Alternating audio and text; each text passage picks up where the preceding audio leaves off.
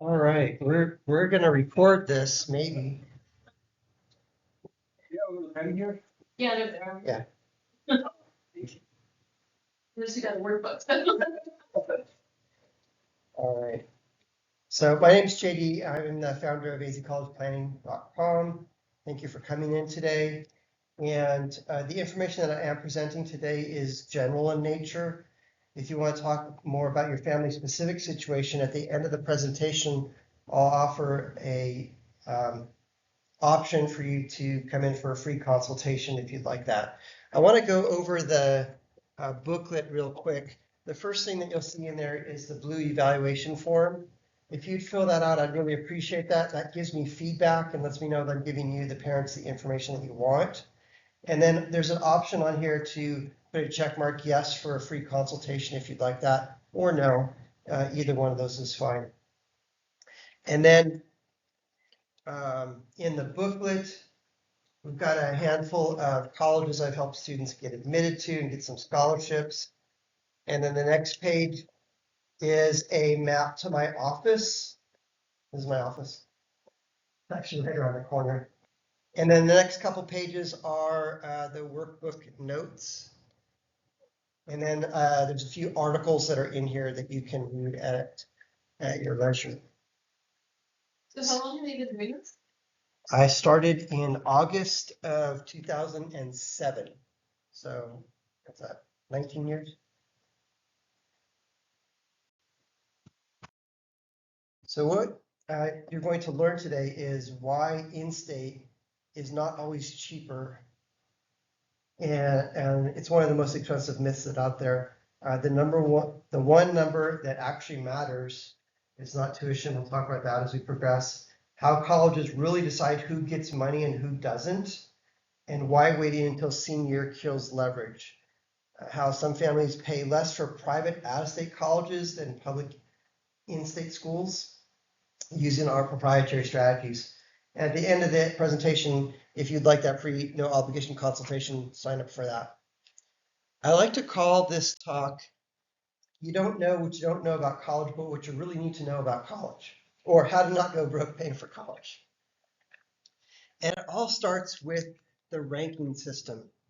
Maybe you guys have seen these publications, US News and World Report Best Colleges, Forbes has one, Money Magazine. There's a dozen of them that are out there. Instead of spending $12 or $15 on one of these publications, go buy yourself a couple lattes instead. Because what they do is they collect data and then they rank the college based on that data. This means nothing to students. It should mean nothing to students. It means everything to the college. And let me explain why. You've probably heard this college is ranked #1 in biology, and this college is ranked number 17 in engineering, et cetera, et cetera. The college ranking system is very important to the college because, have you asked yourself, why would a college give out a scholarship? Is it because they're kind and generous, or because they want or need a specific student? And that's the answer, they want or need a student. Colleges ask this question of every applicant. How will this student impact our rankings? Positive, neutral, or negative? If it's negative, forget it. We're not even going to admit that student. If it's neutral, well, maybe we'll admit the student. Maybe we'll give them a teaser scholarship. If it's positive, then they're going to bend over backwards and try and recruit that student and offer incentives. And the incentives that I'm talking about are scholarships. So anytime it's going to be really interesting to watch University of Arizona this next year. Why? Because they came in second in the March Madness. I think they were really close in that. Wasn't it ASU? U of A. Yeah.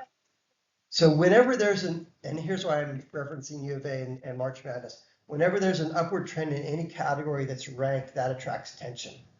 And more attention means more applications and more application fees. So I love the rivalries that go on between certain colleges, ASU and U of A, UCLA and Berkeley is another one.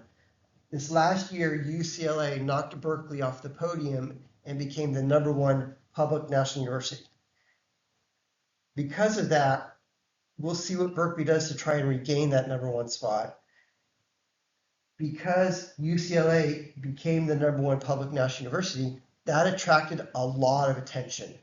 And that attention was 149,000 applications for about 7,000 or 8,000 freshman seats. And it's $80 to apply. So when you do the math on that, 149,000 times $80, that's $11.6 million that was generated just in application fees. So what you need to understand is college is big business and they do things for business purposes. The bottom line is always money, okay? I want to give you an example. Max applied to a handful of colleges. We helped him with his applications. We helped him identify colleges. We helped him figure out what career and major to study. We showed him how to properly present himself to colleges. And these are the colleges that he applied to: ASU, Ithaca, Drexel, Muhlenberg, and Clark.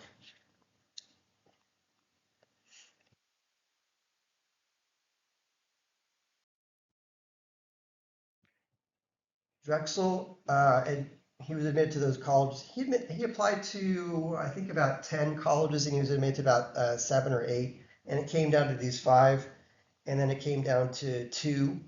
And the 2 colleges was Drexel and Muhlenberg. Drexel's 1-year cost of attendance is $86,000. That's their sticker price. The scholarships that Max was offered was $50,000.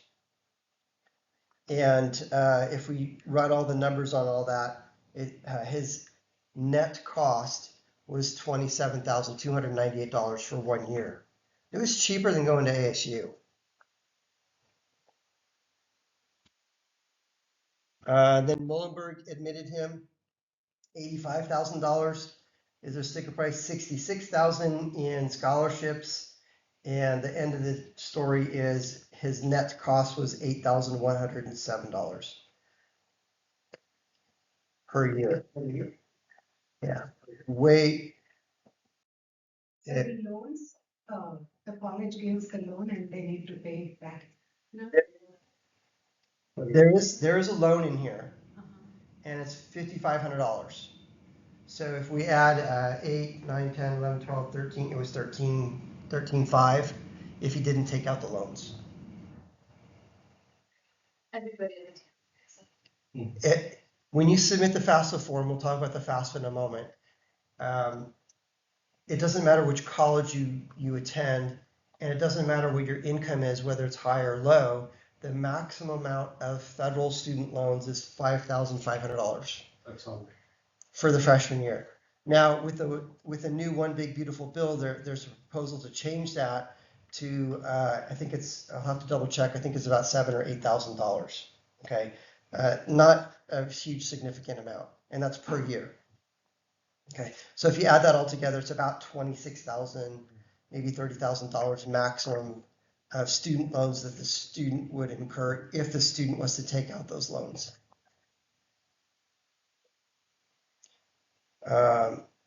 So for Max, he was offered the same aid package both his freshman and his sophomore year, as long as he maintains a minimum GPA to renew that aid package, which was a paltry 2.0.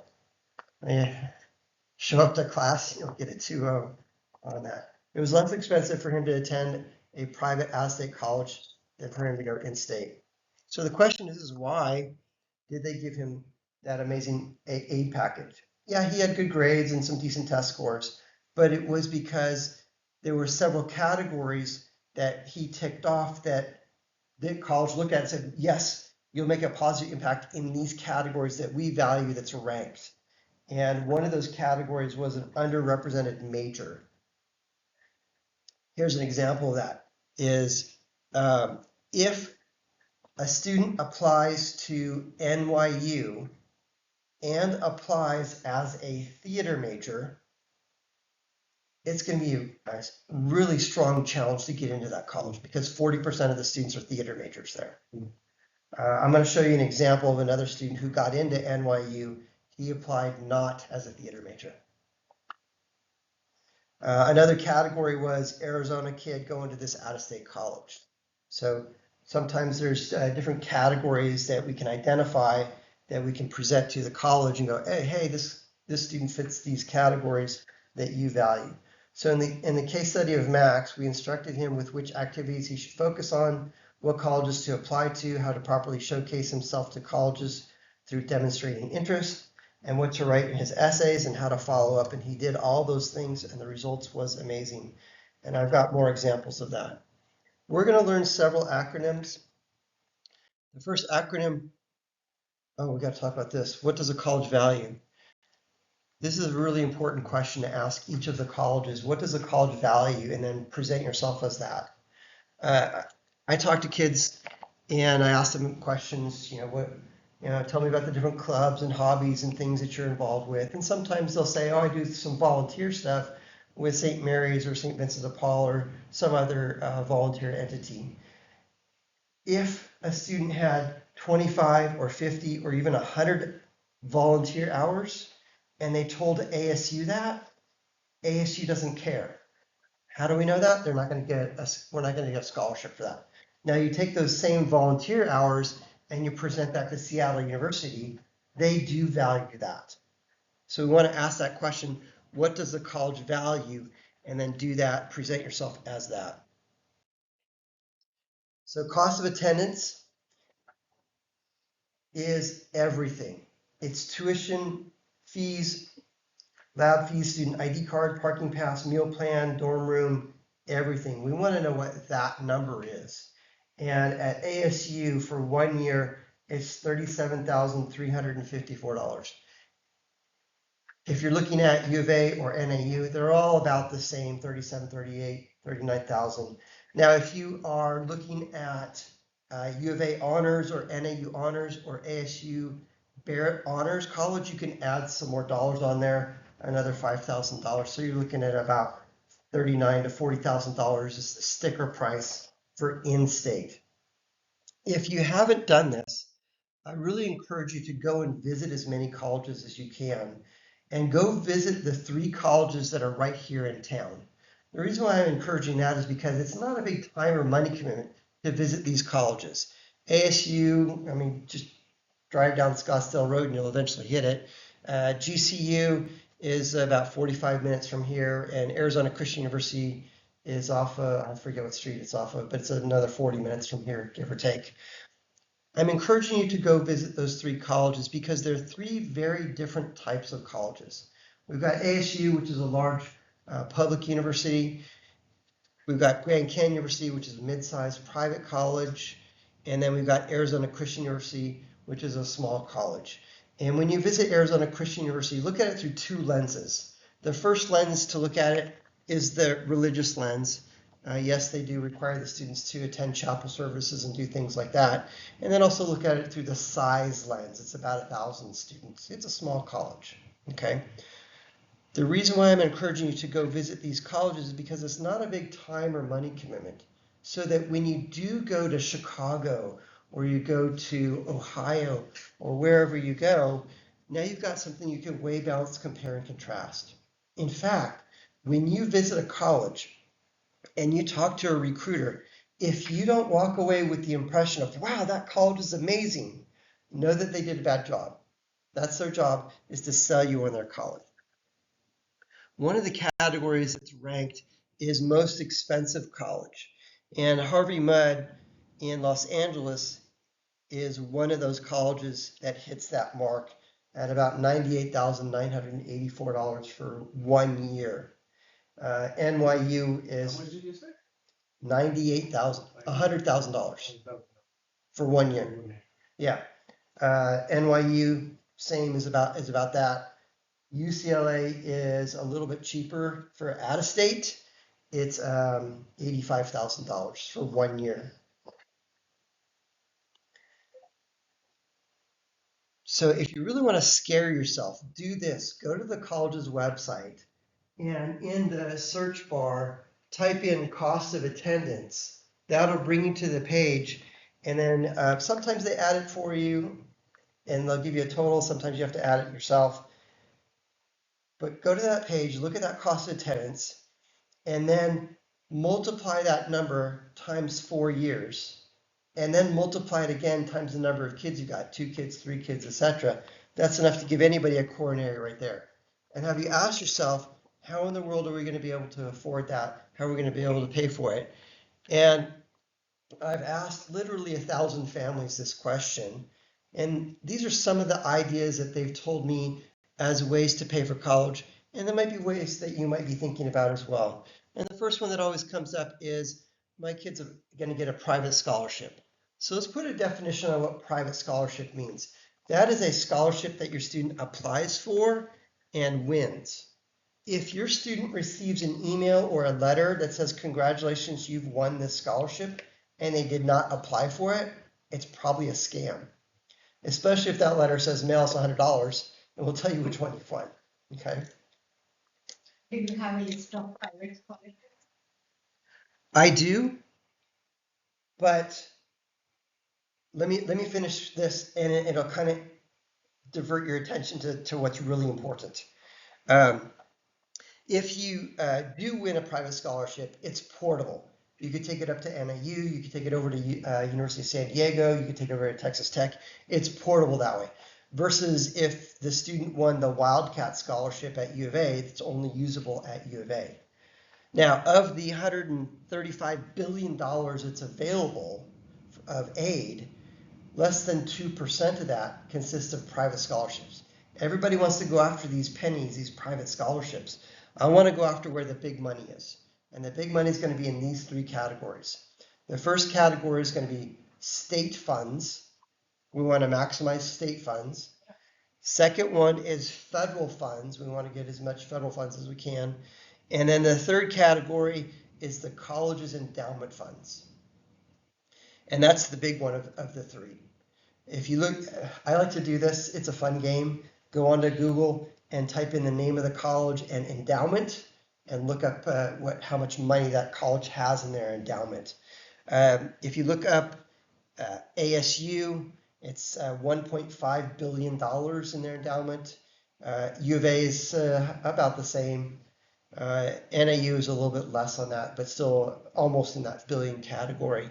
Harvard claims the #1 spot as being the most wealthy college at $45 billion in their endowment. The interest that that account produces is enough to give every student that goes to Harvard a full ride. Do they do that? No. Okay, so everybody wants to go after the private scholarships. I want to go after where the bulk of the money is, and that's going to be the college endowment funds. How do we get those endowment funds? By presenting ourselves to the college so that college looks at us and says, yes, you'll make a positive impact in categories that we value that are ranked. The next way that parents have told me as a way to pay for college is, my kid's an athlete. My kid's going to get an athletic scholarship. And I'm sorry to tell you this, that if your student is not the next NFL, NBA, or the next Olympian, the likelihood of getting a full athletic ride probably not going to happen. I was talking with another student just recently, and he's one of the top cricket players in Arizona, probably West Coast. If we can find a college that has cricket, which is probably going to be East Coast schools, there's not going to be a lot of money in that. Maybe $5,000, maybe $10,000 in scholarships. I'm not going to say no to that, but where's the other $80,000, $90,000 going to come from? The next strategy that parents have told me as a way to pay for college is, we've saved the money. And I read a statistic that the average family has saved $10,000 for college. Now, if you save more than that, then God bless you, you're better than the average. But that money that you have saved, how does the financial aid system look at it? There are 3 buckets of money. The first bucket of money is money that's in the student's name, and that gets assessed at the highest percentage, anywhere from 20 to 25%. The second bucket is money that's in the parent's name, and that gets assessed at a lower percentage at about 6%. So sometimes just by rolling over who the owner is, no, the student's not the owner, the parent is the owner of this financial product, we might be able to qualify for more aid. And then there's a third bucket, and that has an umbrella over it, and that umbrella is a retirement system. Any money that's parked in that third bucket is not assessed. So I've had families ask me, well, what about 529s? Well, when President Bush, just before President Bush left office, he signed a law that said 529s are considered the asset of the parent. Thank you, JD, for telling me that, because we have a 529. You just told me that parent assets are hit at about 6% versus student assets hit at about 25%. Yes, that's true. However, as soon as you expose to the college, I have a 529, they're going to go, tag, that's my money, I want it, and they're going to split it into quarters. 25% freshman year, 25% sophomore year, et cetera, et cetera. I had a student, he had $40,000 in his 529, and this was a college in California. And as soon as they found out that they had $40,000 in there, they reduced his aid package by $10,000. You have to disclose it. You must disclose it, Yes, you don't. or you pull it out and put it somewhere else.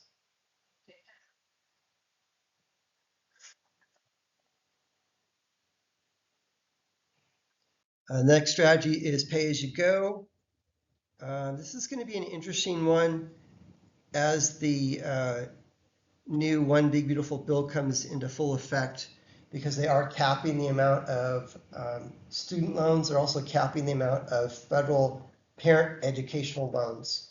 So we'll see what colleges do to try and fill up that gap. So I'm going to assume that there'll be more colleges offering payment plans. Are UPMA considered the students or the parent? If the student is under age 18, then it is the parent.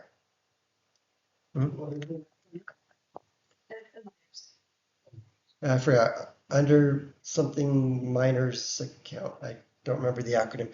Basically, it's an account that you put in the parent's name, but the student can have access to it at a certain point. Yeah. And that is the Their money. Yep. that's it. Regular. It'd be through a brokerage house, yes. Another way to that parents have told me as a way to pay for college is we're going to borrow the money. And as I mentioned, with the One Big Beautiful Bill, they are capping it. It's $25,000 for the parent educational loan per year with a lifetime, not a lifetime, but a maximum cap. I think it's 65,000 or so. Yeah.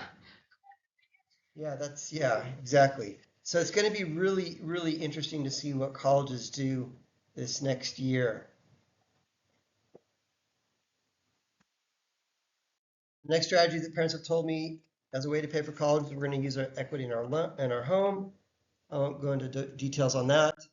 And the last one is liquidate retirement accounts. Don't do that. Retirement accounts should be for retirement. Now, before you move money around or any of that stuff, you need to know what the ramifications are, both positive and negative. Sometimes it's smart to move money around, sometimes not. Each family situation is unique and different, and each student within the family is unique and different. So if you want to talk about that in the personal consultation, I'll be happy to chat with you about that. Don't throw out a college based only on the sticker price. Why?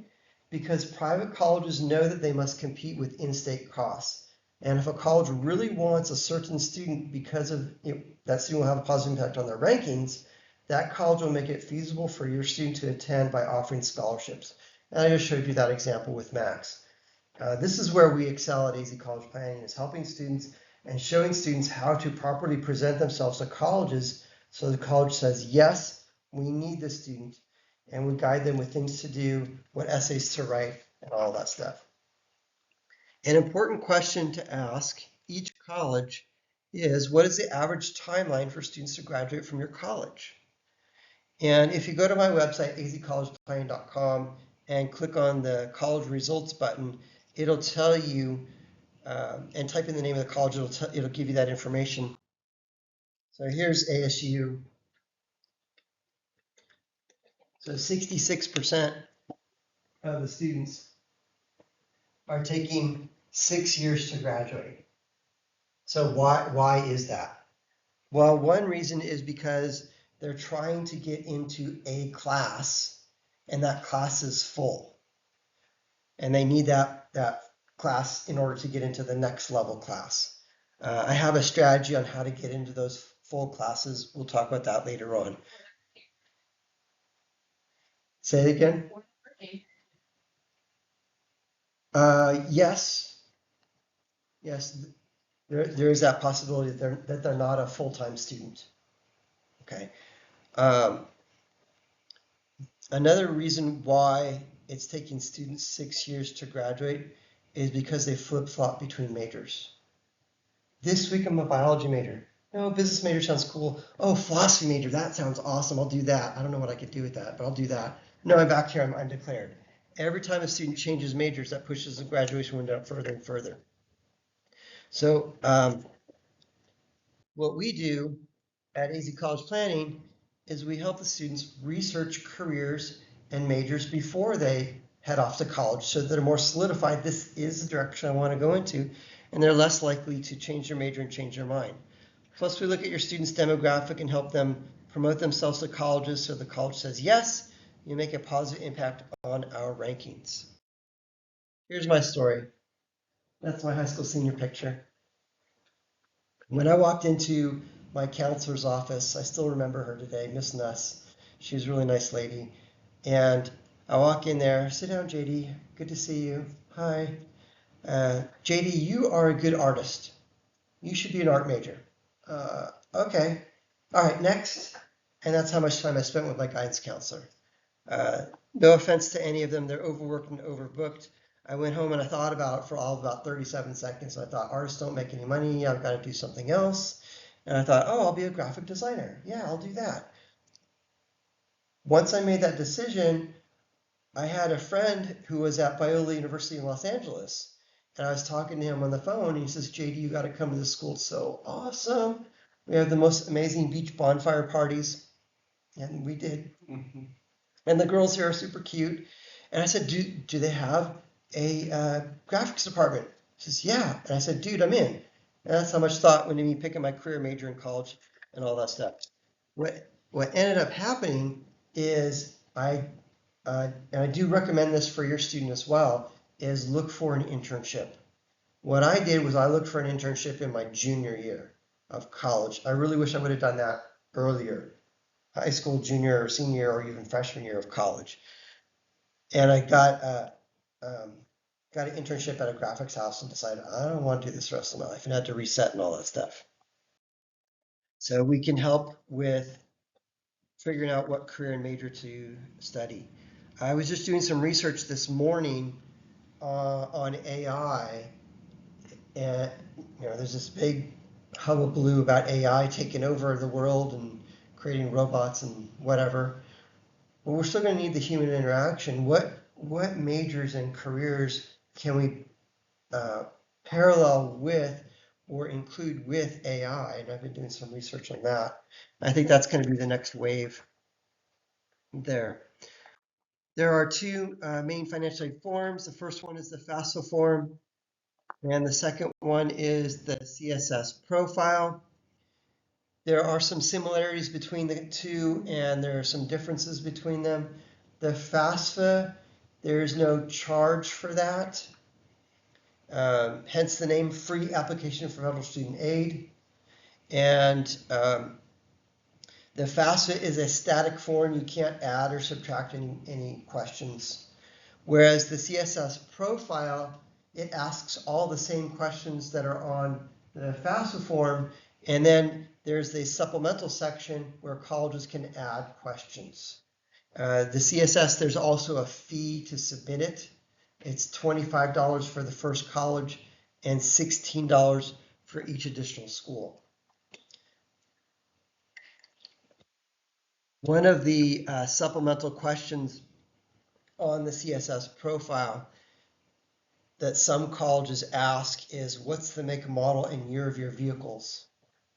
JD, why are they asking me that question? Because if you say that you're driving a 2026 Bentley and you're claiming that your adjusted gross income is $60,000, those two don't match, and they're going to start asking more questions and stuff. Okay. And I've talked to a variety of different families, and some of them said we don't want to fill out the form because we make too much money. We're not going to qualify for any need-based aid. And I always encourage them to submit both the FAFSA and the CSS profile, because it's another way to demonstrate interest. You log into the FAFSA and you log into the CSS, and you'll type in or add the colleges that you want that form to go to. Not every college requires the CSS profile. There's about 400 or so colleges that do require it. And every college does require the FAFSA form. There's about 2,200 colleges that require the FAFSA. So what's that, less than a quarter require the CSS profile. I was talking with another family, and he says, I don't want to fill out that form because we're not gonna get any aid. And I said, our firm will help you fill it out, and we'll help you submit it. And please do submit it. And I explained to him, it's another way to demonstrate interest. So he agreed, and we did submit it. So here's the demographic behind this. So when John applied to colleges, and we submitted his parents' financial aid forms, Dad made $1.5 million. He had $5 million in his checking account, which totally boggles my mind. Move it somewhere where you can get more than 0.5% interest. He had a brokerage account, and he owned several $1 million houses, just a very wealthy family. And so based on that information, they're not going to get any need-based aid at any college. So I did encourage him, let's submit the form. We did help him with that. And John applied to, I can't remember which one it was. It was either Georgetown or George Washington University, one of the two George schools in DC, which is predominantly a need-based aid only school. What need-based aid only means is if the college admits the student and the college determines that that student doesn't qualify for any need based on the college's formula, then that family is probably going to pay full price to go to that college. Okay. So we submitted the forms. The end of the story is that college liked John because they knew he was going to have a positive impact on several categories, and they ended up giving him a half scholarship of about $25,000 or $30,000. And they also looked at Dad and said, Dad might be a future donor later on. Okay. I won't tell you the name of the college. I'll just give you their initials, USC. So USC is notorious for rejecting students who don't give USC everything that they are asking for. And USC does ask for the FAFSA and the CSS profile financial aid forms. Wait for it. The number one way to get more money is apply to 6 to 15 colleges and then negotiate. The thought for some is we're going to apply to some reach schools, some target schools, some safety colleges. I don't agree with that philosophy, because if a student applies to a reach college and is admitted, they're probably not going to get any aid at all. Okay. What I always encourage is apply to somewhere between 6 and 15 colleges and have those colleges compete for you. If you ask University of Arizona, I applied to your college and I also applied to ASU or some other colleges, will you provide a competitive offer? And they will always say no, because that's their policy. But you have to ask properly and ask using their verbiage. And when you ask using their verbiage, you could get a yes. So I told this to one of my clients, and he appealed with ASU, And then he called me back on the phone and said, I heard that you said I could appeal and they would give me more money. Um, and I appealed with ASU and they said no. I'm like, okay, walk me through what you did. What did you do? I sent an email to the general email box. Like, okay, that's your first mistake. We want to make sure we're getting it to a target key person who is a key decision maker. So I looked up who that was and I helped him craft his appeal letter, and then he submitted it to ASU. And we got a very nice email back from the financial aid director at ASU that said, sorry, Paris has received all the money that we're able to give her, blah, blah, blah, blah, blah. Well, 2 weeks later, Dad logged on to his daughter's student portal for ASU, and poof, there was another $2,000 there. And then a week after that, I checked again, and there was another $1,000. So that little letter granted us $3,000, but it wasn't $3,000. It was 3, 6, 9. It was $12,000 over the course of 4 years. So sometimes we can appeal and get more money from a college. Here's some examples of some of our results. McConnell got admitted to NYU. He applied to 9 colleges. He was admitted to all of them. We showed him how to promote himself to colleges, and he got some great aid packages from multiple schools. NYU wanted him the most, and the net cost after scholarships was $8,914, a total of $263,000 in scholarships over the course of 4 years. Why did he get that? Yes, he had good grades. Yes, he had good test scores, but he applied as not a theater major. He applied as a real estate development major, and they looked at that and said, we need more of that.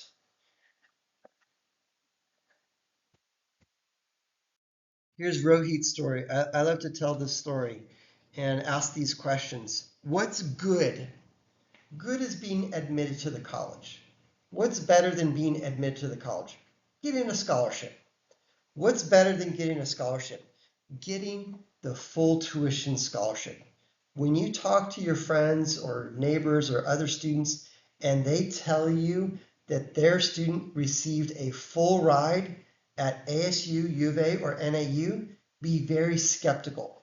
What they probably got was they probably got full tuition. And tuition is about $13,000.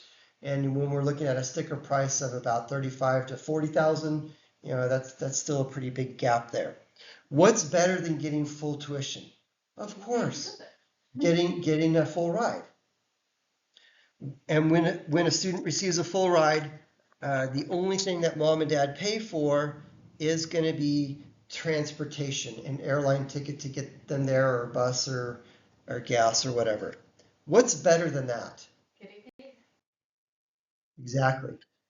And here's an example.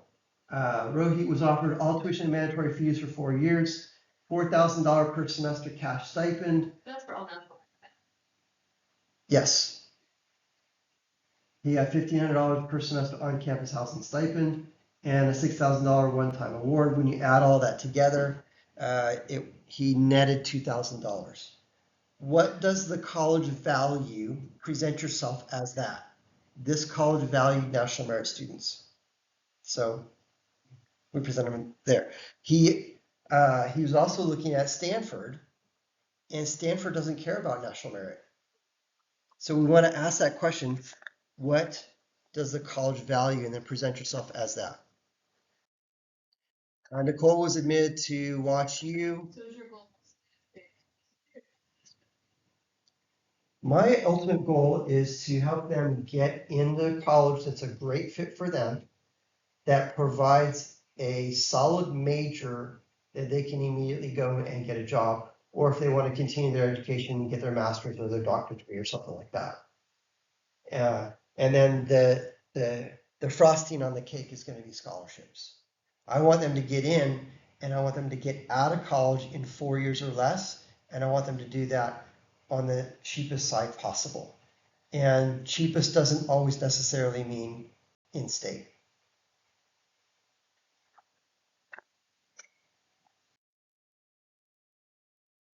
Going back to Max's story, Drexel offered him the most advantageous, I'm sorry, Muhlenberg offered him the most advantageous scholarship package. But after Max and his parents and I had a conversation, he felt that it would be a better fit for him to go to Drexel because of all the different things that were being offered there. It was a little bit more expensive, but in the long run, I think it'll be better for him. So fit is absolutely something that's important. Getting into college and getting an incredible scholarship package and having a terrible fit, no. Because what would probably happen is that student would probably drop out of college or go somewhere else. Bruce got admitted to Notre Dame, $51,000 in scholarships, $13,000 per year, and that was a great fit for him. And Bruce's dad thought that my tagline, "It could be cheaper to go to an out-of-state college than in-state," was just a sales pitch until we did it for his son. And then we did it again for his daughter, who went to TCU. But JD, are all these students super brainiacs? No. Here's an example of one student. She got admitted to Spring Hill College in Alabama, and it was cheaper for her to go to this college, and it was a good fit for her to go to this college than it was for her to go to ASU. And her GPA was 2.3. They looked at her and they said, "Oh, she's got some leadership. We like that. She's done these other things. We like that." And she did get a very small merit scholarship, but when you added all those together, it was less expensive than going in state. We've also helped students get into military academies. And I'll have to tell the story about Tanner. When Tanner came in, he says, "I want to fly jets for the Air Force, so I'm going to only apply to the Air Force Academy." And I said, "No, please apply to all the military academies and every ROTC program and have a backup plan." And he agreed to all of that. He came in a little while later and said, "JD, I've been doing some research on the Air Force's Academy's website, and the minimum ACT score is 24. I got 25. What do you think?" I said, "They're going to take your application and throw it in the trash because you're just barely above the minimum." So we plugged him into our program called Beat the Test and showed him how to increase his score. He went through that program, and I don't remember what it was, 29 or 30. And the end of the story is he got admitted to the Merchant Marine Academy in Kings Point, New York. And when they were looking to hand out assignments, they're like, "Where do you want to go?" He says, "Air Force." And he was flying jets for the Air Force. Here's Jonathan's story. Jonathan applied to a bunch of colleges, and it came down to George Fox University in Oregon. And Jonathan and his parents and I were all having a conversation. And his parents said, "We are willing to spend a certain dollar amount for you to go to college. Anything above that, that's going to be on you. You know, get a loan, sell a kidney, whatever. That's going to be on you." And after all the scholarships that were being offered and what parents were willing to spend, we were $5,000 short. So Jonathan says, "I've got this great idea. I'm going to call the college and I'm going to defer admission."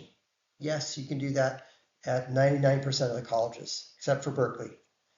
And so he said, "I'm going to call the college, defer admission, they'll hold my spot, and I'll go get a job, I'll save up $5,000, and then I'll go to college." I'm like, "What? You're going to work a year and then go to college for a year and then work another year and leapfrog it and take 8 years to graduate? No, no. Here's what I'd like you to do. Jonathan, I would like you to call your admission representative at George Fox. You know who your representative is, right?" Now I'm asking him loaded questions because we had already instructed him on how to find who his rep was. He says, "Oh yeah, I know who that is. I want you to call them and say this: 'Thank you very much for admitting me. My parents are willing to spend a certain dollar amount for me to go to college. And after the scholarships and what my parents are willing to spend, I'm $5,000 short. What can we do?'" And poof, magically another $5,000 appeared, and Jonathan graduated in 4 years, not 8. Cole went to La Tech. He got 100% of tuition plus extra. Chad went to Vandy, got $231,000 in scholarships. And when I was having a conversation with Chad and his mom, I helped him develop a list of colleges, and one of those colleges was Vandy. And mom pulls me aside and says, please don't encourage him to apply to that college because we can't afford it. I said, let's play the game. And the end of the story is he got this incredible scholarship package, and I got a very nice email from Chad's mom after that. Trevor went to TCU in Texas, $212,000 in scholarships. That was a great fit for him because he utilized their career center and landed a good internship, and then upon graduation used their career center again and landed a really great job in Denver, Colorado with a financial firm up there. And he graduated 100% debt free. That's exactly where we want our students to start their lives, is without all that student loan baggage. And then Tanner also got admitted to NAU, got a great aid package there, graduated 100% debt free. That's where we want our kids to start their lives. And I literally have just stacks and stacks of award letters and that. When you apply to a college, you're going to get two things from the college. The first thing that you're going to get is the acceptance letter. And the acceptance letter reads like a letter, lots of words and all that. Sometimes on the acceptance letter, it might state on there, we're giving you $15,000 or whatever. Whatever number that they put on here isn't the final offer. And the reason why they do put a scholarship number on here is to entice the student, get them excited.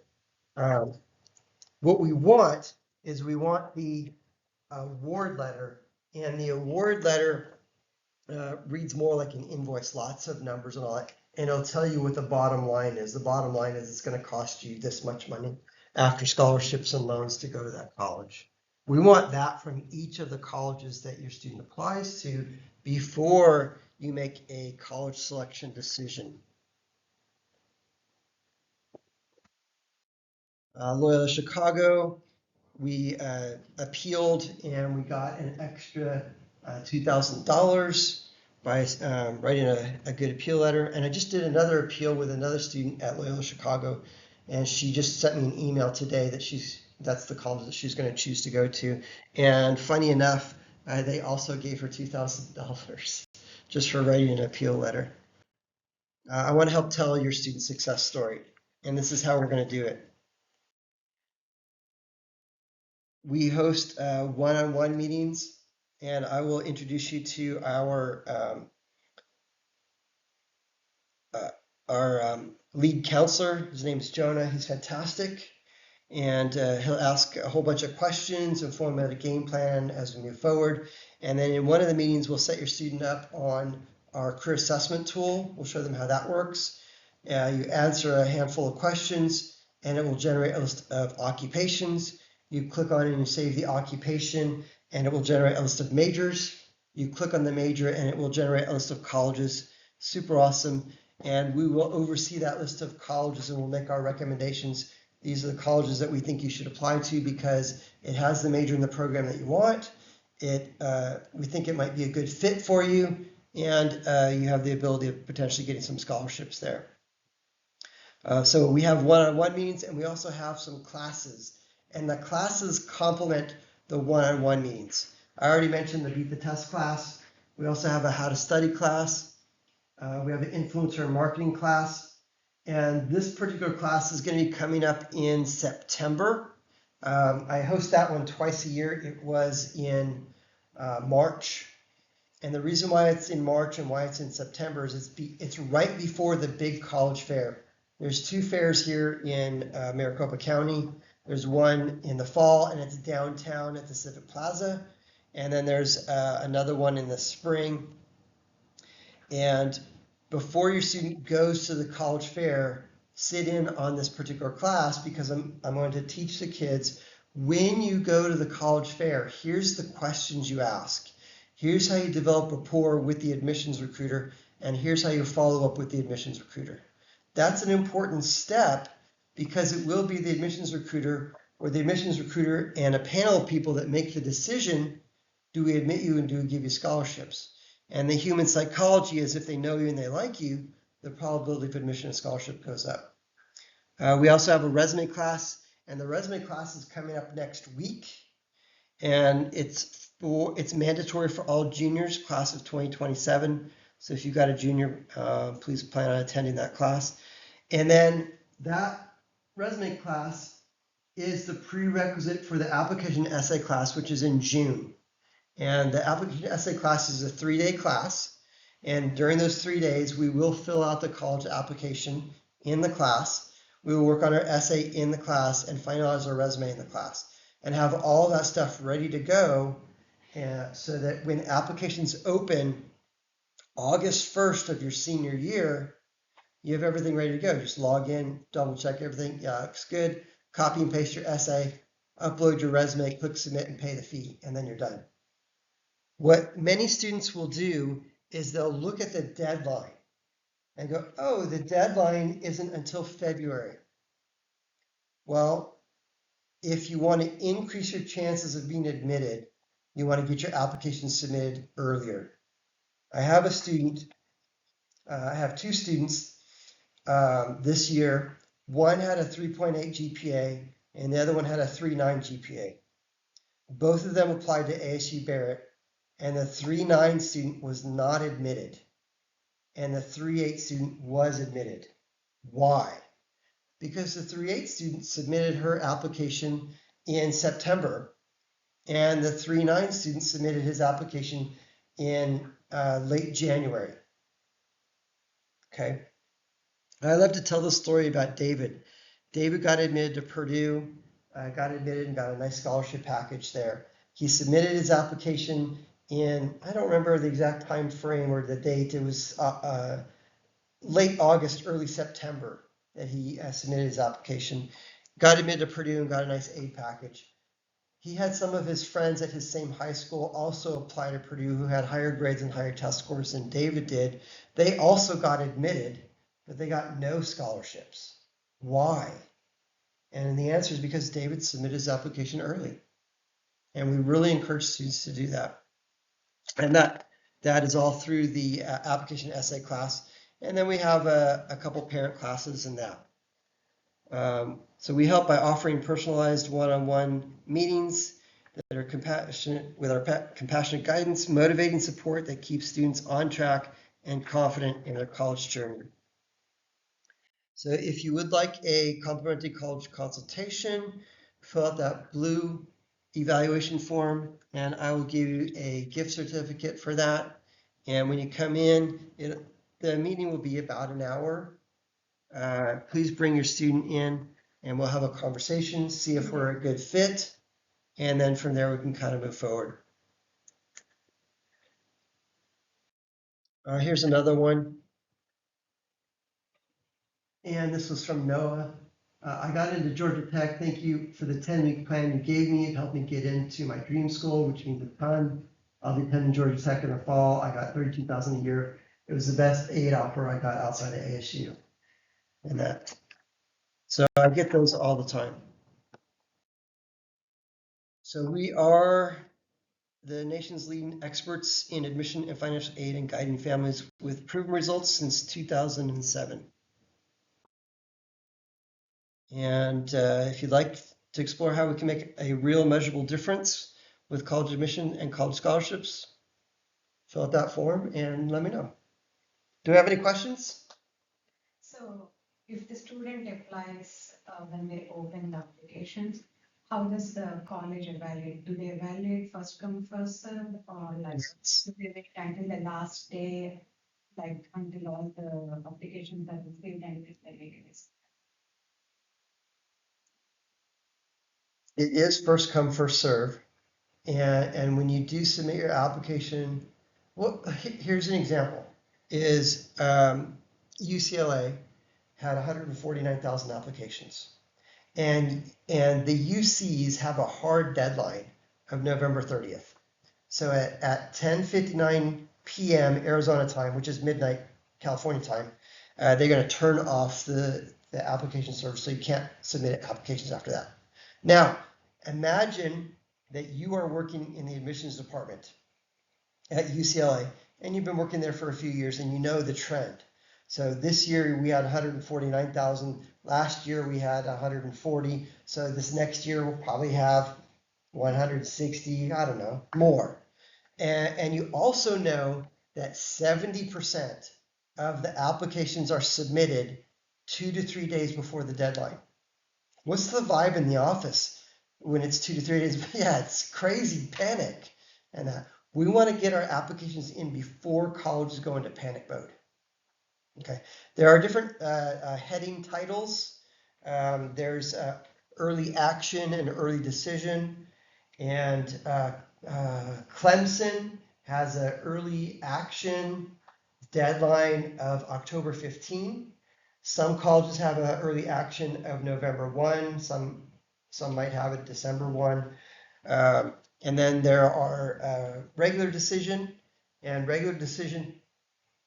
If you were to apply to ASU and you graduated this year and you apply to ASU in July, so a couple months from now, and you were admitted, you could start college, a couple weeks later. Okay. And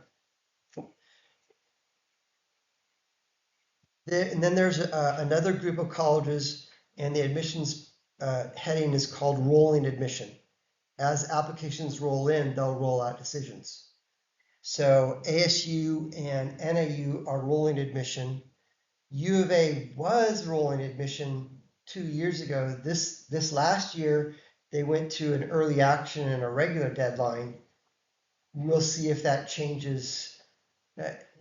Every college tries different things each year to maximize the amount of students applying, maximize money and all that stuff. University of Alabama is also rolling admission. If you apply to Alabama and you are late in the game, you could get admitted but not get any scholarships. And does the student need to decide what colleges they have to apply by August 1st? Of their senior year, yes. And we can help out with that. Okay. Mhm. And how do you charge? Like, Okay.